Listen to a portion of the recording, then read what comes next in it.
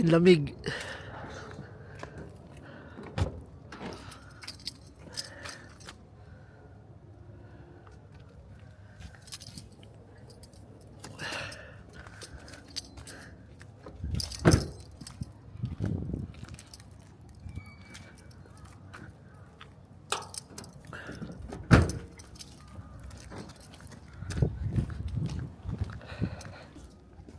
Dulas siya, no? Yan, no? Ah, grabe. First time to. First time to, no? Ganito. Ay.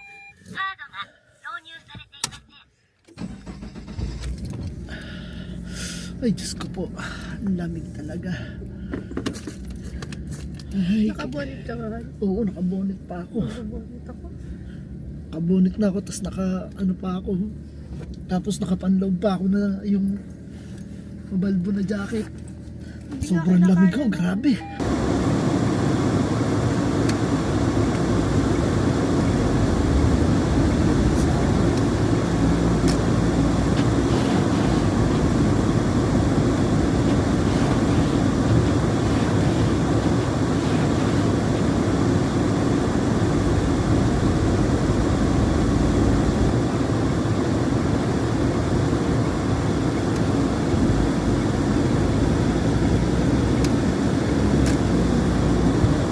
Dito sa lugar namin hindi ho ganong mayelo rito eh, kaya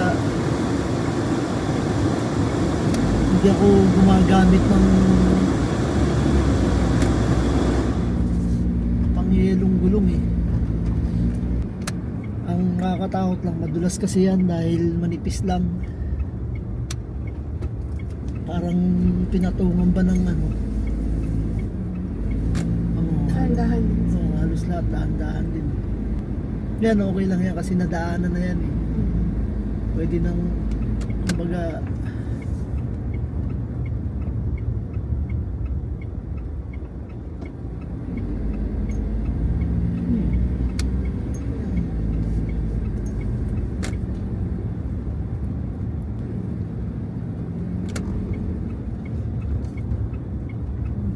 lamig. Silugaw. Saan? Nabag.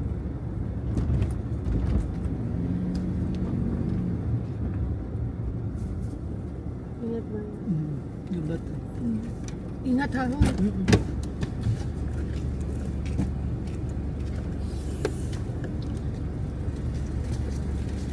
Ingat, uy. Gabat.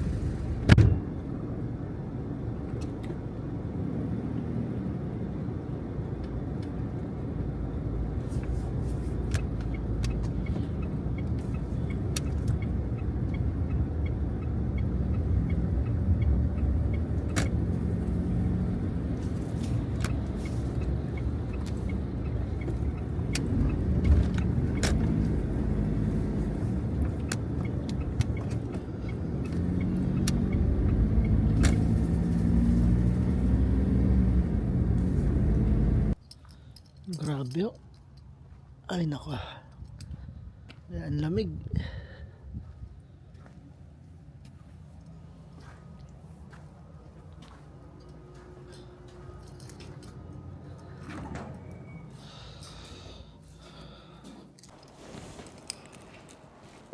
Pala sarap ng tulog ko, muulan.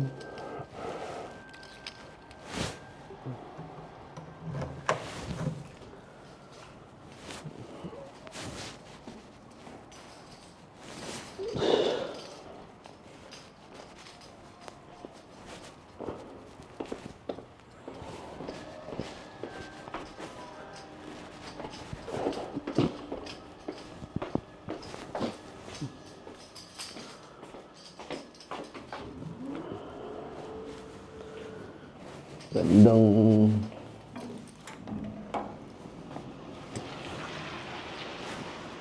maulang hapon ho sa inyo. Magigising ko lang tumawag si Mrs.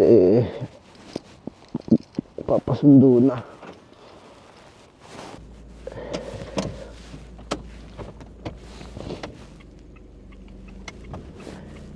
Papakita ko sa inyo yung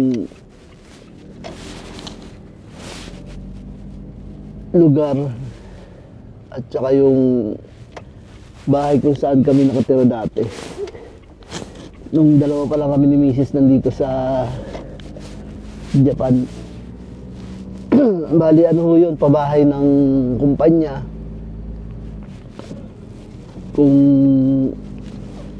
saan kami dati nakatira. Dalawang klase ko kasi nung bahay yung pabahay ng kaisa namin o nung kumpanyang pinapasukan namin. Bali, isang tinatawag na couple house, isang tinatawag na bachelor house. Doon sa bachelor, ano yun, may 3 kwarto. Bali, ang mga nakatira doon mga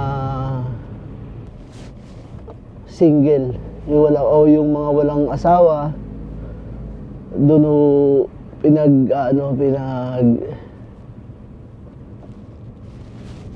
pinapatuloy ng kahit siyang pinapasukan namin o nung pabrikang pinapasukan namin. Tapos yung kabila naman ho, yun ho yung may mga asawa. Pero bawal ho ang may anak. Kapag may anak kang kasama o may anak ka, hindi ka ho pwedeng mag-stay o tumira.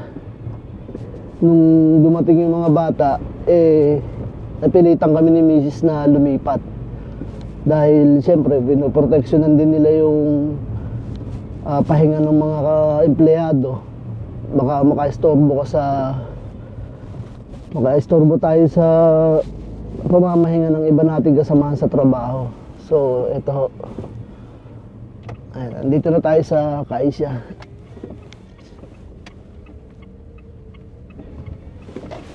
Ayan. Mamaya dadaanan natin yung bahay na kung saan yung sinasabi kong couple house.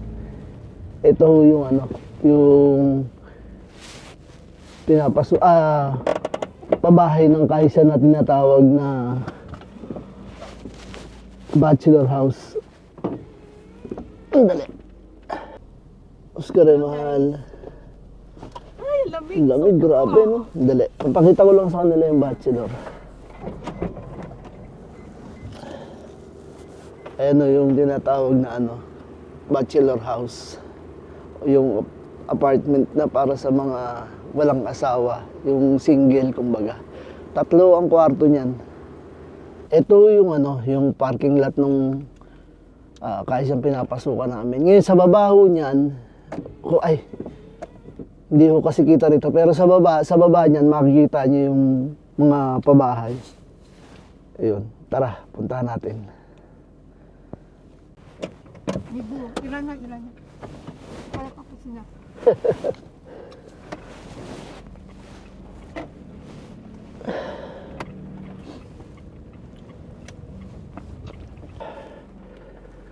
Ito yung sinatawag na couple house. Yan. Bali yan ho, pabahay din ng Delica, ng kahit siyang pinapasukan namin ng kumpanya. Tapos itong pinupwestuhan ngayon ng sasakyan ko, parking din ho to ng Delica. Kapag puno na ho dun sa taas, minsan kasi talagang nangyayari yun, napupuno yung taas ng mga sasakyan. Ginagawa ko ho, dito ako nagpapark sa baba. Bali, rin to, pag-aari rin to ng kumpanyang pinapasukan ko, namin ni Mrs. at saka ni Ate Rain. So yun, naipakita ko na sa inyo. Nga pala, ang kwarto namin dito nandun ho, pangatlo ata kami o pang-4 sa dulo. Pang-4, ito to. Yan, pang-4 ho kami dyan na pinto sa dulo dati, sa 2nd floor. Bali, 2 palapag din ho yan. Ayan. Katulad din yun yung pinakita ko sa inyo kanina dun sa kabila na bachelor house. Kaya lang, ang pagkakaiba nito, ito ho, parang isang buong bahay. May 2 kwarto, bachelor, kwarto, tapos hallway na, May common CR. Oo. Yun lang ang pagkakaiba nila. Pero same sila, same na itsura. Ayan o. So So, yun nga ho, no? Pabalik na tayo ng bahay ngayon. Bali, nga pala may bisita kasi si Ate Chloe. Andun yung mga kaklase niya sa bahay. Kaya hindi na rin ako nag-vlog kanina. Doon na ako sa sasakyan.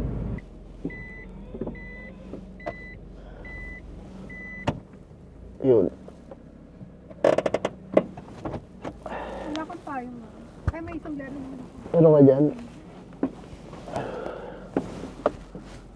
So, andito na ako tayo sa bahay. Sa parking lang pala. Wala pa sa bahay. Lakas ng ulan. Ay, naka. Sobrang lamig.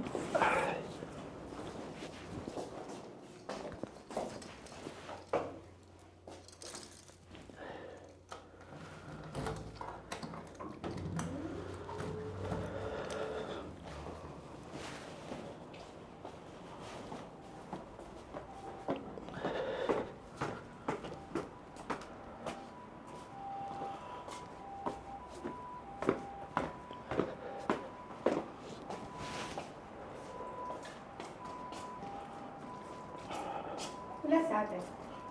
Wala, malis. Everyone. Hello, hi. Enjoy kayo dyan, ha? Hi. Hi. May dugong ano. So ngayon, ang kwento lang ho namin ngayon dito ay yung bilang factory worker dito sa Japan. Kasi yun ho yung nature ng trabaho namin. Nag-start ho kasi to, actually matagal naman na. Kwento na lang kumbaga. Nung napunta kami rito, hindi ako nagkakamali, 2018. 2018 ano? Napunta kami rito Nag-grant ni yung Mrs. visa natin 2017. 17. Almost 13 years ba yun? Para higit pa. Parang, tapos meron ho kasi akong... Parang wala na pag-asa. Meron ho kasi akong tawag dito, trabaho naman sa Pilipinas. Kumbaga. Tapos nung time na pumatok nga itong opportunity nito, so naglakad kami ni Mrs., nag-process kami ng mga dokumento namin.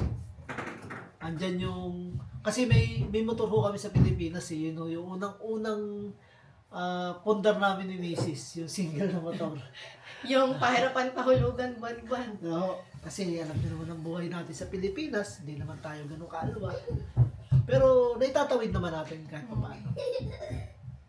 Ang ang siste lang noon hindi lang namin may isama yung mga bata pag may gustong sumama dahil single na motor yung gamit ko, takot din ako magangkas ng anak dahil alam niyo naman kung gaano kadelikado yung motor.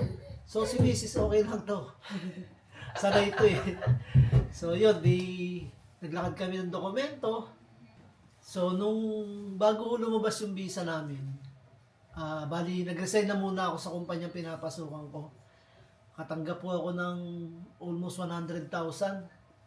So ang ginawa ho namin, since preparado na nga sana kami dun sa time na pag-alis namin, nung lumabas ho yung visa. Hindi, inaantay natin yung separation pay mo.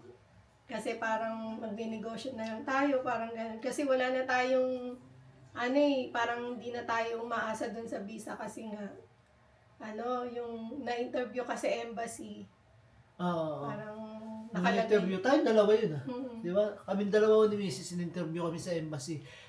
Ano ho lumabas kasi, yung result. so yun nga ho, nung na-lose hope kami, nung lumabas yung result ng interview sa amin ni Mrs. na nakalagay nga is NY. Tinanong ko dun sa tumutulong sa amin na agency o na foundation, kung ano ibig sabihin nun is not yet. So, ang ginawa namin ni Mrs. dun sa nakuha kong natanggap kong separation sa trabaho, nag-isip na kami magnegosyo na lang, no? Oo. Sabi ko, makapagsapal na lang tayo rito. Tapos, yun nga. Pero hindi pa dumadating. Wala pa, inaantay pa. Tapos, nag-apply ako dun sa sa dati kong, bali, amo yun nung bayaw ko, na driver ng... Start ka na nun. Hindi pa naman. Oo nga, mag-i-start ka na Oo. nga. Lumapit ako sa bayaw ko, sabi ko sa bayaw ko na, dati naman din ako doon, kaya lang siya, kumbaga nandun pa rin siya. So nagsabi ako na, kuya, gusto ko may extra uli, bumiyahe. Kasi dati ho akong bumabiyahe ng jeep Mm. nung panahon na yon, nung bata-bata pa ako. Wala na isip natin na na mabibisahan pa tayo. Kasi nga, kahit yung foundation, inano na rin kami na, na parang, Parang masuntok magdasal sa na buwan, lang. no? Hindi, Suntok sa- ibig sabihin yung yung resulta makumbinsi namin yung pagdasal oo. na lang yung kung wala namang mawawala pagka pinagdasal mo yan. Sabi nila. Tama. So yun, nung nandun na ho ako sa talyer, sa garahe, nung in-applyan kong jeep na ilalabas ko nga sa biyahe. Nagkataon naman nasira yung starter ng jeep. Sabi ng bayaw ko, sandali lang yan. Sabi niya, papalitan lang naman yan. Di natay namin. Ako nilalagnat pa ako nun eh. Tapos, Nilalagnat ako. nag-ring yung telepono ko. So, nakita ko yung, pangalan ng agency na tumutulong sa amin yung foundation. Sinagot ko. Tapos, biniro niya pa ako. Pinarank pa rin ako. Sabi sa akin, kuya, sorry. Sabi niya, deny. Sabi niya. Sabi ko, okay lang yun, ma'am. Naman talaga tayo magagawa ka kung talagang ganun. Pero siyempre, gumuho yung mundo ko dahil nakapix na ako dun eh.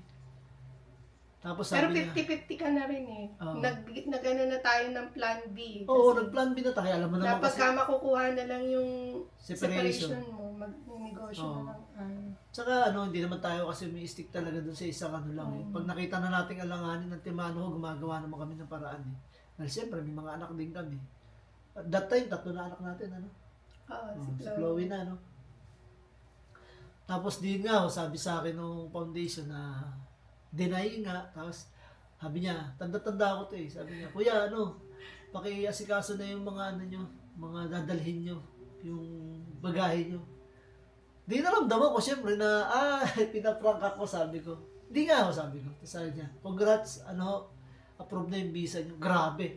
Tapos nung time na yon, matras na ako doon sa jeep. Sabi ko, kuya, kausap ko yung agency, yung foundation. Sabi ko, hindi na ako babiyahe. Sabi ko, kasi na-approve na yung visa. Pa-flight na kami nga. Tuwan-tuwa yung bayaw ko nun. Sabi ng bayaw ko, kinausap niya yung may-ari ng jeep. Sabi niya, boss, hindi na babiyahe to kasi tumawag yung foundation, lumabas na yung visa, bumaba na. Pa-flight na sila eh. Yun, tuwan-tuwa, umuwi ako ng bahay. Tapos pinarang ko si Mrs. pag-uwi sa bahay. Nilalagnat pa ako. Nilalagnat pa siya nung time na yung biniro ko. Sabi ko, tumawag yung agency. Pero talagang wala nang pagsindan yung saya sa pakiramdam ko talaga nung time na yun. Grabe pa yung reaction mo eh. Parang lumon-lumo pa eh. Siyempre, nadrama ka. Prank ka eh. Tapos na sinabi ko nga ako kay Mrs. yun, tuwa si Mrs. Nagtatalon ako, nawala yung lagnat ko pa sa... Tapos lahat kami nag-iyakan. Naiyak tuloy ako. Sabing ganun. Parang inano ko na eto na yung yung pagbabagong buhay natin ba? Yung simula ng pagbabagong buhay. Lahat naman tayo, merong tinatawag na, yung kasabihan na knocks, opportunity knocks at once, di ba? Kaya pag dumating mo yung pagkakataon na yun, huwag na wag mo natin palalagpasin talaga. Actually sa akin, hindi nga lang isa. Twice na nangyari sa akin kumatok yung pagkakataon. Kaya lang yung unang katok ko kasi, medyo masalimuot. Although nilabanan ko naman. Kaya lang, sabihin na natin na hindi maganda yung sitwasyon nun. Unlike ngayon kasi, nasa legal lahat. Kumbaga, di ba?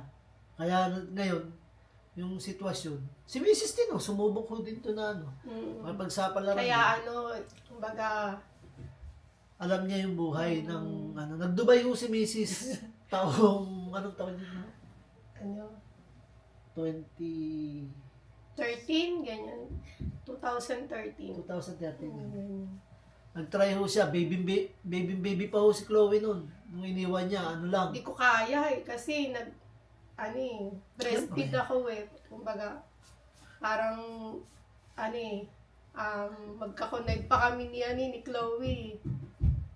Kaya ang hirap po talaga. Kaya ako saludo rin talaga sa mga katulad naming OFW rito sa ibang bansa na nakikipagsapalaran, nakikipaglaban, Sobrang hirap po talaga mamuhay sa ibang bansa sa totoo lang. Napakasarap sa sarili Hindi ko nating kinaya bansa. talaga kasi nasa bahay ka lang, tapos ang pamilya mo yung iisipin mo. Kaya- Ang hirap labanan talaga. So, Sobrang mahal na nakaka-proud mahal yung nun. mga OFW. Yung mga nasa Dubai, nasa Middle East, ano? Magagaling, ano? Hindi, anywhere in the world. Most Pagka pero, hindi mo kasama yung oo, family sa mo. bagay. Bagay sa Taiwan, sa Hong Kong, meron din, di ba? Kasi ang ano natin, pinaka lucky natin is buong family tayo. Nandito, kumbaga. Ang kalaban lang natin, homesick natin si kuya. Mm.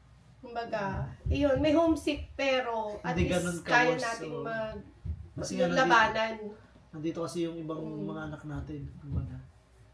Ayun lang ho talaga ang pagpapasalamat natin, tsaka, yun nga ho, nung time na yun, kaya nga sabi ko sa inyo, sobrang mahal ni Mrs. yung trabaho niya ngayon. Sobra.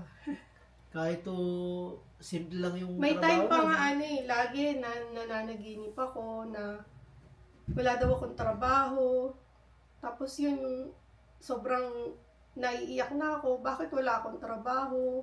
May babayaran akong bahay, may babayaran ako sa sakyan. Yung ganun lagi yung panaginip ko. Ibig sabihin parang pinaparealize sa akin na lagi sa panaginip na mahalin mo yung trabaho mo kasi sa age ko nga naman sa Pilipinas, may isa pa yun. talaga akong kahit may tinapos ka. Actually, graduate po si Mrs. ng accounting. Ang hirap mag-apply ng Trabaho. trabaho Call kasi center nga lang dati, di ba? Hirap na hirap. ang hirap-hirap. Pero ito nga ho ang kasabihan. Kapag ka ibinigay sa iyo ng Panginoon, ibig sabihin para sa iyo. Kapag ka hindi binigay sa iyo ng Panginoon, ibig sabihin ikapapahamak mo. Kaya wag tayong magtatampo sa Panginoon sa totoo lang. Ibig sabihin hindi pa yung Hindi perfect yun, timing hindi yun ang sa'yo. para sa iyo. Totoo po yun kasi kami ganun, ako actually ganun lagi iniisip ko. Siyempre meron naman tayong sa akin based on my experience. Meron akong mga hinihiling na hindi rin naman natutupad talaga. Marami naman. Kaya lang ang iniisip ko kasi, siguro nga. Kasi hindi- pagka may time na down na si Bong. Bong MTV. Ako lagi nagpapayo sa kanya, ako lagi nagano kasi pinagdaanan na namin yung mga masalimuot na buhay. Kumbaga sa 30 years namin, maraming na kami pinagdaanan na experience na sobrang down ba. Hindi naman ho kami nagmamagaling kumbaga. Base lang ho din sa experience namin bilang mag-asawa, bilang pamilya, bilang mag-buddy, mag-best friend, magkaaway.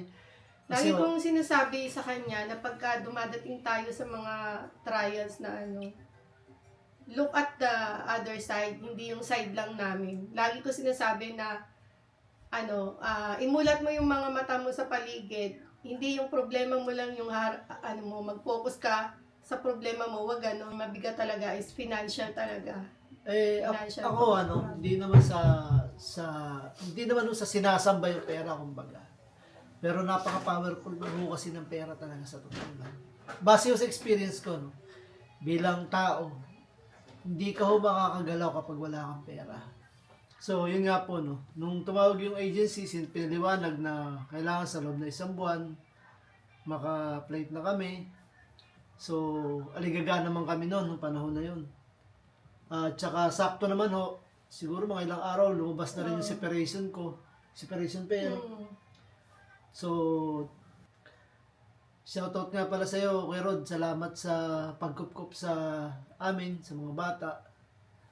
Dahil, noong time na yun, ang pinagamit na kwarto, yung space ni Kuya Rod nung tsuhin ni Mrs. sa taas. Yung Kasi bunsong ayaw natin ilayo yung mga bata kasi nga para makasama pa rin yung mga kamag-anak doon. May titingin sa kanila ba habang wala tayo. Tapos, yun. Yung nakuha mong pera, pinang-ayos mo na lang muna dun sa sa bed space Kwarto. ni Kuya Ron. Sa pwesto nung bunsong tsuhin ni Mrs. yun. So, doon namin iniwan yung mga bata. Sa compound nila Mrs. Yun nga, nung pumulait kaming dalawa lang. So, syempre, nangangapa kami. Pagdating sa airport, sino yung susundo sa amin, hindi naman namin kilala. Hanggang sa yun nga, yung tinatawag na Tantosya o yung agency na, Agent na hahandle sa atin. kaya nga, Tanto siya. yun nga, yun yung agency. Di ba? Agency yung ano nila, di ba? Oh. So, yun nga, yung agent na sumalubong sa amin, bali, dinala kami dito sa Nisei Delica, yung Doon muna tayo, inano muna tayo sa doon, Don Quixote, sabi niya, binigyan nga pala tayo ng foundation ng pocket money. Tig-10 na pa Pinahiram. tayo. Pinahiram muna tayo. pinahiram mo kami pala ng agency, yung nasa Pinas, yung foundation ng pocket money para pagdating dito, siyempre, wala naman kaming dala dahil unang-una, yen. Pangalawa, provided naman din talaga ng foundation yun, which is binabayaran naman namin. Tapos yung iba pa nga Binayaran nun, iniwan natin sa mga bata, kaya ang hawak lang natin ata nun is 10 lang.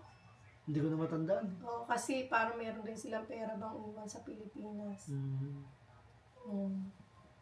Kaya pagdating dito, sinundo tayo nung handler natin, tapos dinala tayo sa Donkey.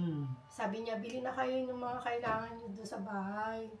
Hindi pa, kasi wala pa tayo idea kung ano yung dadatan natin sa bahay, magiging bahay natin. Tapos, antag dito, hindi naman namin alam na walang rice cooker. Basta ang binili lang namin is yung pagkain namin. Hindi kami bumili ng mga pinggan namin kasi hindi naman, wala pa kami idea. Kumbaga, pagkain lang muna namin pa uwi. Tapos nung nakarating na kami dito sa apartment na, Doon yun sa couple house. paano ng company, pa-dormitory ng company. Bahay. Tapos, tawag dito, pagdating namin doon, siya, 2 kwarto, may kitchen, tapos may sala, ang maliit, Wala. kitchen Kitchen na lang, lang. diretsong kitchen. Tapos ang provided na mga appliances doon is may rep kami, meron kaming aircon, heater, tapos meron tayong washing machine. Tapos pagdating namin, meron na rin doon parang comforter at saka, Walang comforter. di ba meron na? Wala, binili yun, di ba? Binili ni Oo nga, Edison yun Chinag nga. sa... Oo nga, pero nandoon na siya, di ba? Wala, di na lang yun, di ba? Wala pa. Nagulat nga tayo. Sabi ko, bakit meron? Yung pala, charge din pala sa atin. Oo. Sabi niya, charge din yan, pero hindi naman biglaan. Pati yung pocket money natin dalawang 20,000 yen kada sahod. Hindi naman tayo binigla Every payday, tig 20,000 yen yung kinakanta sa amin. Kasi tig 100,000 yen ang pinaka-pocket money namin. Tapos yung ilaw, yung kuryente, yung gas, tapos yung tubig, wala na kami problema kasi kinakaltas na rin ng company yun. Kumbaga, every payday namin. Tapos, nung time na yon is wala kami palang rice cooker. Hindi namin alam kung paano kami magsasaing. Buti na lang yung binili namin sa Donkeys, yung bento na siya, yung may set na ba, may ulam, may kanin. Kaya lang, iniisip namin, kinabukasan, paano yung kakainin namin, ganyan. Hindi, before pala nun, syempre kailangan namin makontak yung mga anak namin na nandito na kami sa Pinas. Sa Japan. Nasa Pinas. Ang ginawa natin, naglakad tayo, papunta dun sa taas. Naghanap kami na mabibili ng SIM card. Syempre, wala pa kami ng idea SIM card ba na pwede namin tawagan Prepaid. yung namin. Kasi hindi naman namin nakausap masyado yung handler namin kasi Brazilian siya, hindi rin siya masyadong marunong mag-English. Tapos, hindi pa rin naman kami ganun maghapon. Kumbaga parang maraming bagay na maraming tanong na hindi pa namin na Pero binigyan tayo ng ng telephone number niya in case na tawagan siya. Wala naman tayong telepono, wala tayong internet. Ang ginawa namin, akyat kami, lakad kami, umuulan-ulan pa, maambon-ambon. Pagdating namin sa convenience store, ano na bang convenience store yun? Basta, 7-Eleven ba yun? Alam ko parang 8 PM ba yun?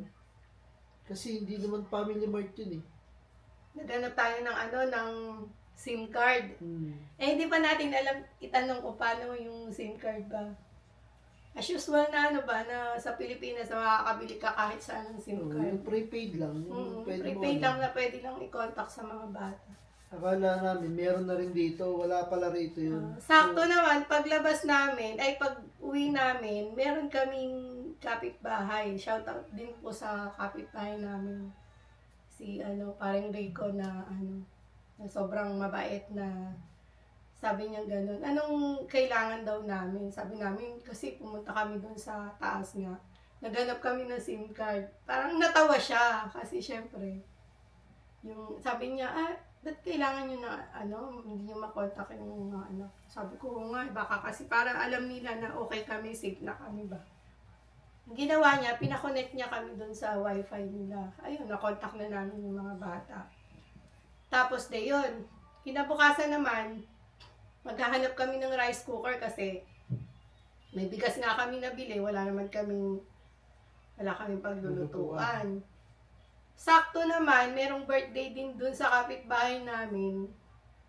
Parang nagiinuman sila, Tapos, kasi parang yung isang aisle na yon, Nakita naman nila yun. Sa isang aisle na yon, parang puro Filipino yung almost, halos lahat. nakatira. Meron mang Brazilian, asa-asawa, ng Pilipina rin, Pilipino. Tapos ayun, bisita nila si Ate Mila, shoutout din kay Ate Mila na super bait. Pupunta sila ng Daiso. Sabi niya, nagtatanong-tanong kami kung saan ba makakabili ng rice cooker, ganyan. Sabi niya, pupunta kami ng Daiso. Baka gusto niyo sumama sa amin, ganyan, sabi niya ganyan. Kaya yun, sinamahan niya kami doon sa Daiso, bumili kami ng mga namin, kailangan namin sa bahay. Para kami nag-start pa lang wala kami lahat, wala kaming baso, wala kaming pinggan. Parang nag-i-start talaga tayo, wala kasi tayo lahat eh. Wala kaming kutsara, wala kaming lahat. Tapos yun, sinabay niya na rin kami, sinamin niya na rin kami sa Donkey para makabili kami ng rice cooker, ng prituhan, yung mga ganyan, tsaka mga kailangan.